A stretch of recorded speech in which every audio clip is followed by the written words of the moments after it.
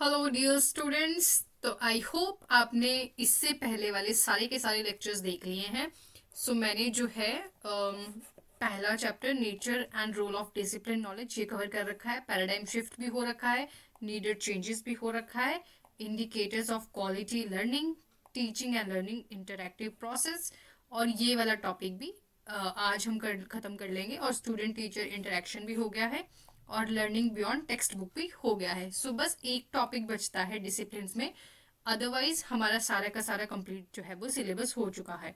तो अगर आपको वो सारे चैनल मतलब लिस्ट नहीं मिल रही है तो मैंने ऑलरेडी प्ले लिस्ट बनाई हुई है, आप इसी चैनल पे चेक कर सकते हैं। तो चलिए शुरू करते हैं आज के चैप्टर को। वो है केटरिंग इंडिविजुअल डिफरेंसेस, राइट।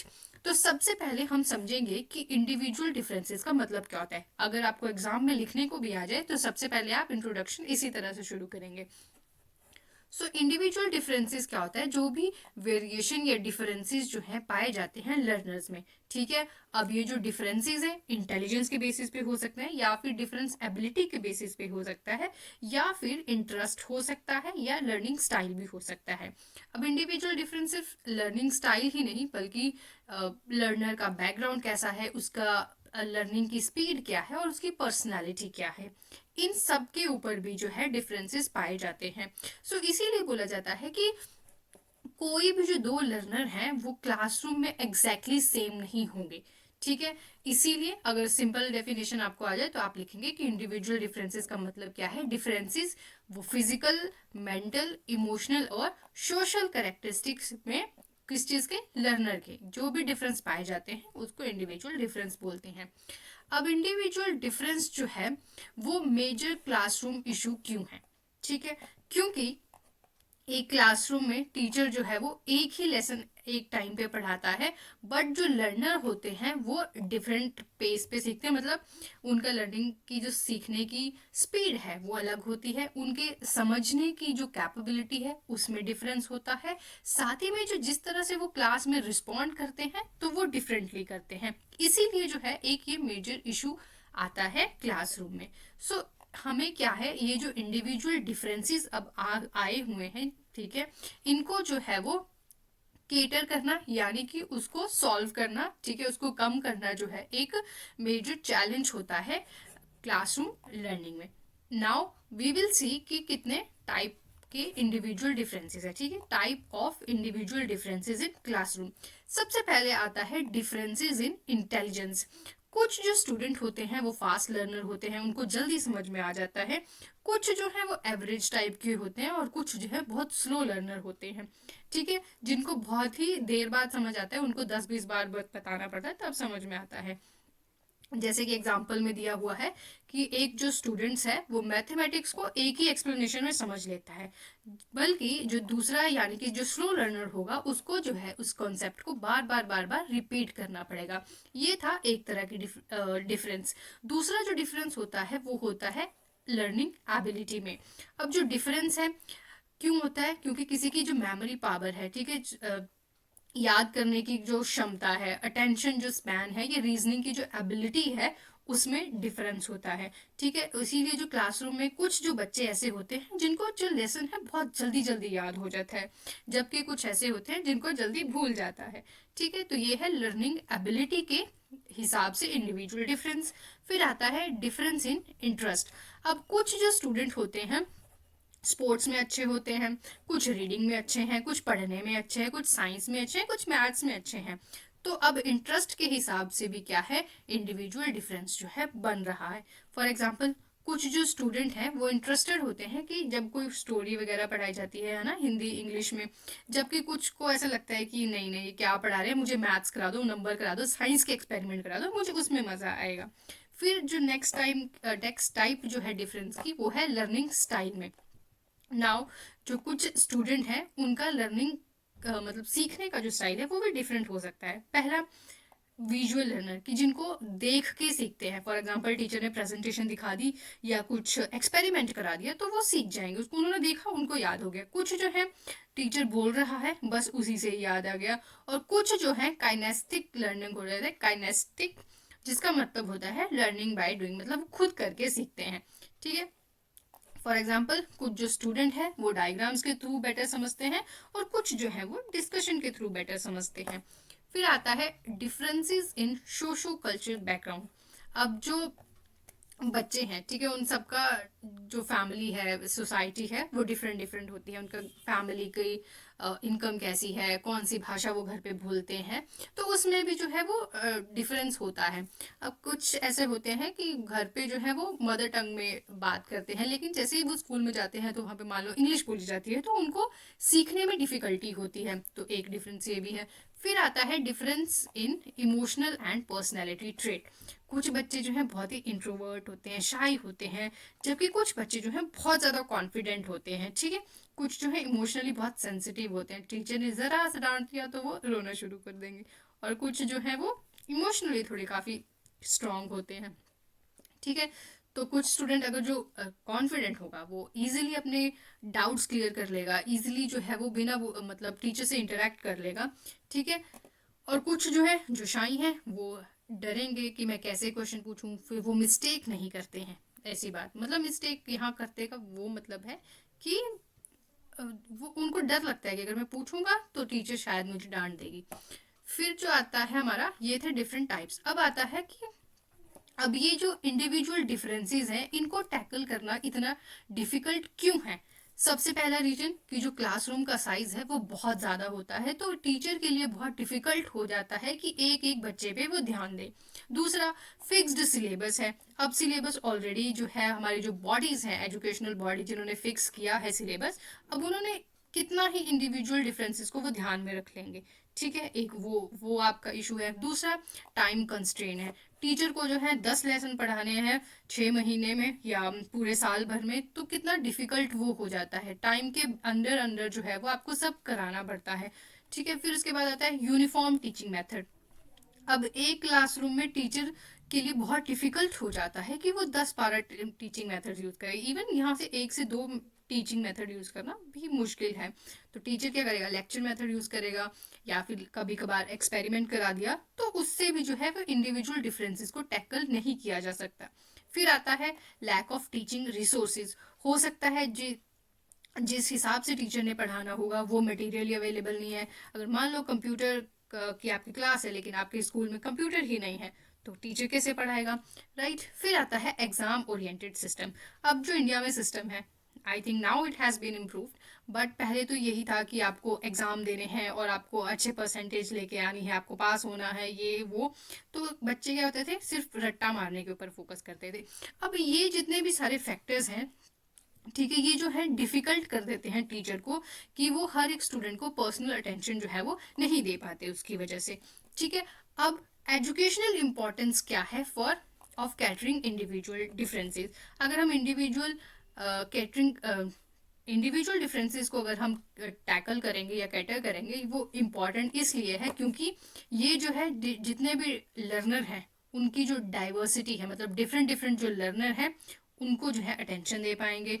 ये जो है लर्निंग जो गैप बनेगा उसको कम कर पाएंगे, और जो ड्रॉप आउट रेट है वो भी इससे कम होगा। साथ ही में जो फेलियर, जो बच्चे फेल हो जाते हैं ज़्यादातर, वो भी कम होगा, बिकॉज उनको जिस हिसाब से उनको समझ आता है उसी हिसाब से उनको पढ़ाया जा रहा है।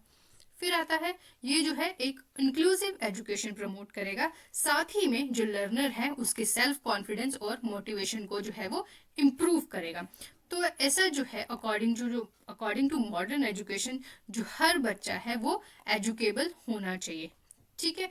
अब ये हमने पढ़ लिया कि क्या होता है, इसकी एजुकेशनल इंपॉर्टेंस क्या है। अब हमें देखेंगे कि स्ट्रैटेजीज क्या हैं, क्या स्ट्रैटेजीज हैं जिसे यूज करके हम इंडिविजुअल डिफरेंसेस को टैकल कर सकते हैं एक क्लासरूम में। पहला, यूज ऑफ डिफरेंशिएटेड इंस्ट्रक्शन। मतलब आपने जो है किसी सेम कंटेंट को पढ़ाना है, मतलब किसी एक सेम चैप्टर को पढ़ाना है, उनको डिफरेंट डिफरेंट वेज से पढ़ाइए। फॉर एग्जांपल, अगर मैंने एक लेसन पढ़ाया तो पहले मैंने उसको लेक्चर मेथड से पढ़ाया, फिर मैंने क्या किया, फिर उसको मैंने विजुअल के थ्रू पढ़ाया, ठीक है, और फिर मैंने उसको एक्सपेरिमेंट के थ्रू पढ़ाया, और फिर हो सकता है मैंने उसको लर्निंग बाय डूइंग वाले मेथड से पढ़ाया। तो इससे क्या हुआ, आपने डिफरेंट वेज यूज करे, डिफरेंट मेथड्स यूज करे, जिससे क्या होगा, डिफरेंट डिफरेंट जो इंडिविजुअल है, जो उनके डिफरेंसेस है, वो अपने अपने पेस से, अपने अपने हिसाब से जो है वो सीखेंगे। अब जैसे यही सेम की एक्सप्लेन कर दो, कुछ डायग्राम दिखा दो या कुछ एक्टिविटीज करा दो। फिर दूसरा स्ट्रैटेजी क्या है कि एक्टिविटी बेस्ड लर्निंग करवाओ, कि बच्चों को जो है ग्रुप वर्क दो, उनको रोल प्ले जैसी चीज़ें कराओ, उनको प्रोजेक्ट दो और एक्सपेरिमेंट्स कराओ। ठीक है, इससे क्या होगा, इससे जो है वो लर्नर अपनी कैपेबिलिटी, अपने इंटरेस्ट के अकॉर्डिंग जो है वो सीखेंगे। फिर आता है ग्रुपिंग ऑफ स्टूडेंट। अब ग्रुपिंग ऑफ स्टूडेंट्स का यहाँ पे क्या मतलब है कि मान लो कोई 5 बच्चे हैं जो बहुत फास्ट लर्नर है और कुछ 5 बच्चे हैं जो स्लो लर्नर है। ठीक है, आप इनके अलग अलग ग्रुप बना दो। ठीक है, इससे क्या होगा, अब टीचर को ये पता है कि ये फास्ट लर्नर है, तो मैं इनको अगर लेक्चर मेथड से भी पढ़ाऊंगी तो इनको समझ आ जाएगा।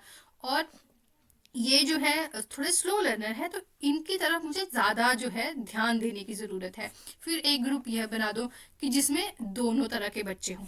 ठीक है, डिफरेंट डिफरेंट एबिलिटी के हिसाब से बना सकते हैं, इंटेलिजेंस के हिसाब से बना सकते हैं, इंटरेस्ट के हिसाब से ग्रुप बना सकते हैं। ठीक है, अगर मान लो एक जो है मिक्स्ड ग्रुप बनाते हैं, तो उससे क्या होता है, जो फास्ट लर्नर है वो स्लो लर्नर को हेल्प करेंगे कि अच्छा मुझे नहीं समझ में आ रहा है तो ये समझा देंगे। ठीक है, एक ये हो सकता है। नेक्स्ट क्या स्ट्रेटेजी है कि individual attention and remedial teaching. आप जो है एक एक बच्चे को जो है individual attention they. For example, अगर कोई बच्चा स्लो लर्नर है तो उसको आप एक्स्ट्रा हेल्प दो, एक्स्ट्रा क्लासेस प्रोवाइड करो और उसके लिए एडिशनल प्रैक्टिस सेशन रखो। ठीक है, अब जैसे कुछ बच्चे रीडिंग में कमजोर होते हैं तो उनके लिए अलग से आप सेशन रखो। ठीक है, और रेमेडियल टीचिंग लेके आओ। फिर आता है use of teaching ads and technology. अब जो डिफरेंट डिफरेंट टेक्नोलॉजीज डेवलप हुई हैं, डिफरेंट डिफरेंट टीचिंग एड्स हैं, उनका यूज करो, जैसे कि audio visual aids, smart boards का यूज करो, वीडियोस दिखाओ बच्चों को और डिजिटल कंटेंट जो है वो बच्चों को बताओ। इससे क्या होगा, इससे जो है वो लर्निंग इंटरेस्टिंग होगी और एक्सेसिबल बनेगी सारे लर्नर्स के लिए। फिर आता है कॉन्टिन्यूस एंड कॉम्प्रिहेंसिव इवेल्युएशन। मतलब सीसी लेके आओ, सीसीई लेके आओ। अब इससे क्या होगा, रेगुलर फीडबैक मिलेगा, बच्चे को जो है मल्टीपल असेसमेंट मेथड्स यहाँ पे यूज किए जाएंगे। अब बच्चा ऐसा ही नहीं है कि आपको सिर्फ उसको एग्जाम के बेसिस के ऊपर जज करना है कि मतलब बच्चा जो है वो 100 आउट ऑफ 100 ले आया मैथ्स में, लेकिन उसको स्पोर्ट्स में कोई इंटरेस्ट नहीं है। वैसा नहीं करना है हमें। हमें उसे मल्टीपल असेसमेंट करनी है, उसको उसकी डिफरेंट एबिलिटीज को देखना है। ठीक है, फिर इनकरेज करो क्लासरूम इंटरेक्शन, क्वेश्चन आंसर पूछो बच्चों से, डिस्कशन करो, पीयर लर्निंग करो और इससे क्या होगा, कॉन्फिडेंस आएगा उन बच्चों में भी जो इंट्रोवर्ट हैं। नेक्स्ट आता है लिमिटेड साइज ऑफ क्लास। अब क्लास का जो साइज है उसको छोटा रखो, जितना छोटा साइज होगा क्लासरूम का, बच्चे को ऊपर जो है टीचर उतना ही ध्यान देगा, उतना ज़्यादा जो है वो इंटरेक्शन हो पाएगी और पर्सनलाइज्ड गाइडेंस दे पाएंगे। फिर आता है proper division of class. Again कि प्रॉपर डिवीजन करो क्लास की। अगर स्लो लर्नर है तो उनको उस ग्रुप में डालो, फास्ट लर्नर है तो उसमें डालो, उनके इंटरेस्ट, एबिलिटी और टास्क के अकॉर्डिंग उनको डिवाइड कर दो। फिर होम टास्क। अब उनको जो होम टास्क दो स्टूडेंट्स को, सो दैट वो अपनी पेस के अकॉर्डिंग जो है वो सीख सके। एक वेल डिजाइंड होमवर्क बनाना है बच्चों को, जो बच्चे जो है आराम से घर पे कर सके, सो दैट वो प्रैक्टिस भी कर सके और उसको रिवाइज भी कर सके। अब इससे क्या होगा, इससे जो है वो टीचर जो डिफरेंट डिफरेंट बच्चे हैं जिनको अपने हिसाब से सीखना है, उनको उसी हिसाब का होमवर्क दो। ठीक है, फिर आता है करिकुलम, कि फ्लेक्सिबल करिकुलम बनाओ, एक चाइल्ड सेंटर्ड करिकुलम बनाओ। ठीक है, जो एड्रेस करे इंडिविजुअल डिफरेंसेस को। यहाँ पे आप जो है कुछ एक्टिविटीज इंक्लूड करो, प्रोजेक्ट्स लेके आओ, कुछ प्रैक्टिकल वर्क कराओ बच्चे को। फिर आता है जॉयफुल लर्निंग। अब जो लर्निंग है वो इंटरेस्टिंग होनी चाहिए, जिससे बच्चे का मन करे कि हाँ मुझे स्कूल जाना है और मुझे पढ़ना है। ठीक है, फिर उसके बाद आता है डेमोक्रेटिक आउटलुक ऑफ टीचर। मतलब एक जो टीचर है उसमें डेमोक्रेटिक एटीट्यूड होना चाहिए, सो दैट वो जो बच्चे का ओपिनियन है, जो भी बच्चा बोल रहा है, उसकी पार्टिसिपेशन को रिस्पेक्ट करे। और साथ ही में क्या होगा, इससे बच्चे जो हैं वो और चाहेंगे कि हम क्लासरूम में पार्टिसिपेट करें। इससे क्या होता है, जो टीचर अगर डेमोक्रेटिक आउटलुक है, मतलब सब बच्चों को बोलने का भी अधिकार दे रहा है, तो इससे क्या होता है, बच्चे फ्रीली जो है अपने टीचर से क्वेश्चन पूछ सकते हैं। ठीक है, इससे कॉन्फिडेंस बिल्ड होता है, जो डर है वो खत्म होता है बच्चों में, और एक जो है सपोर्टिव और इंक्लूसिव इन्वायरमेंट जो है वो बच्चे को मिलता है। फिर आता है प्रॉपर यूज ऑफ री इन्फोर्समेंट एंड फीडबैक। अगर बच्चे ने अच्छा काम किया है उसको प्रेज करो, उसको इनकरेज करो, और ताकि वो और बेटर जो है वो परफॉर्म कर सके। फिर हेल्प करो, help to slow and backward learners. अगर आपके पास स्लो लर्नर और बैकवर्ड लर्नर्स हैं तो उनको आप स्पेशल अटेंशन दो, एक स्पेशल सपोर्ट प्रोवाइड करो, उसको एक्स्ट्रा प्रैक्टिस करने के लिए दो, सिंपल एक्सप्लेन करो, उसको जितना हो सके उतना जो है सिंपल रखो अपनी एक्सप्लेनेशन। ठीक है। फिर आता है गेटिंग टू नो स्टूडेंट्स, मतलब कि बच्चों के आप इंटरेस्ट जानो, उनकी एबिलिटी क्या है, उनके बैकग्राउंड क्या है, मतलब उनको क्या प्रॉब्लम जो है वो फेस कर रहे हैं उसको जानो, सो दैट एक जो टीचर है एक बेटर टीचिंग स्ट्रेटजी जो है वो बना सके। फिर आता है creating a safe and better learning environment. एक सेफ, फ्रेंडली और फियर फ्री क्लासरूम अगर होगा तो बच्चे जो है वो खुद को ईजिली एक्सप्रेस करेंगे, वो ज़्यादा से ज़्यादा टीचर से सवाल पूछेंगे, अपने व्यूज़ को एक्सप्रेस करवाएंगे। ठीक है। और क्लासरूम पार्टिसिपेशन इससे इंक्रीज होगी। नाउ ये हमने देख लिया कि क्या स्ट्रेटजीज हैं इंडिविजुअल, मतलब जो इंडिविजुअल डिफरेंस है उसको कैटर करने की। अब टीचर का रोल क्या होता है, रोल क्या है टीचर का इन केटरिंग इंडिविजुअल डिफरेंसेस। पहला कि जो टीचर है वो लर्नर को अच्छे तरीके से समझेगा, उनकी एबिलिटीज क्या है, उनकी ज़रूरतें क्या हैं, वो अच्छे से समझ लेंगे। फिर कि टीचर को जो है वो एक पेशेंट होना चाहिए, उनके उनके ऊपर उनमें धैर्य होना चाहिए, वो एम्पैथेटिक होनी चाहिए, वो जो है फ्लेक्सिबल टीचिंग मेथड्स यूज़ करें, साथ ही में इनकरेज करें हर लर्नर को। ठीक है। और वो ये चीज़ अवॉइड करें कि वो एक लर्नर को दूसरे लर्नर के साथ कंपेयर ना करें। ठीक है। टीचर जो है यहाँ पे एज अ फैसिलिटेटर और गाइड काम करना चाहिए, ना कि कोई इंस्ट्रक्टर की बस जो अपनी फिलॉसफी दे देता है, ओके ये करो, बट एक्चुअल में बताए नहीं करना क्या है। बट अब टीचर जो है क्या चैलेंजेस फेस करते हैं। पहला कि क्लासरूम बहुत ज़्यादा है, मतलब साइज बड़ा है तो ओवर क्राउडेड हो जाते हैं क्लासरूम, टाइम लिमिटेशंस है टीचर के पास, और साथ ही में जो एग्ज़ाम का प्रेशर है वो भी होता है, और finally lack of training. But despite these challenges जो टीचर हैं वो उनको खुद भी जो है कॉन्शियस एफर्ट करना चाहिए, सो दैट वो इंडिविजुअल डिफरेंसेस को केटर कर सके और एड्रेस कर सके। सो ये था हमारा पूरा टॉपिक।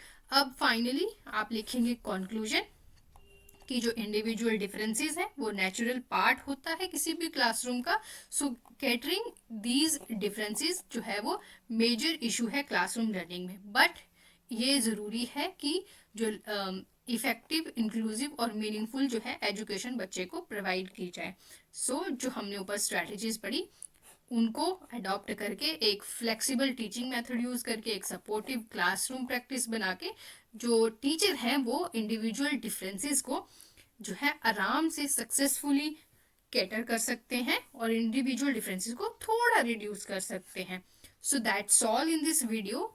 एंड अगर आपने बाकी की प्लेलिस्ट चेक नहीं की है तो चेक दैट, आपको सारा का सारा मटेरियल यहीं पे मिल जाएगा। Okay, good bye, keep learning.